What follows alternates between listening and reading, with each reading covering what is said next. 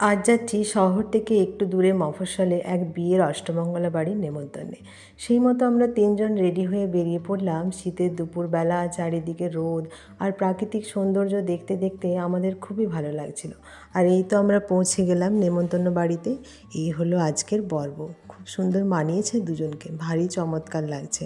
আর ঘর ভর্তি লোকজন, চারিদিকে হই হট্টগোল, কিন্তু আপ্যায়নের এতটুকু ত্রুটি ছিল না। আমরা সামান্য জল খেয়ে বাইরের পরিবেশটা দেখছিলাম, চারিদিকটা লাগছিল খুব সুন্দর। আর হাঁটতে হাঁটতে সেদিকেই যাচ্ছি যেখানে দুপুরের খাবারের ব্যবস্থা করা হয়েছে। তো সেখানে পৌঁছে গিয়ে দেখলাম যে হলটা একদম পুরো ভরে গেছে, আর বসার জায়গা হবে না। সেই মতো আমরা বাইরে একটু দাঁড়িয়েছিলাম। তো বাইরে দাঁড়িয়ে থাকতে ভালোই লাগছিল। শীতকাল আর রোদ কার না ভালো লাগে। আর আমি একটু এগিয়ে গিয়ে দেখলাম যে রাঁধুনিদের শেষ পর্যায়ের পাঁপড় ভাজার কাজ চলছে। আর তারপরেই হয়ে গেল আমাদের বসার ব্যবস্থা। পাড়ার একটা ছোট্ট ক্লাব ঘরে করেছিল খাওয়া দাওয়ার ব্যবস্থা।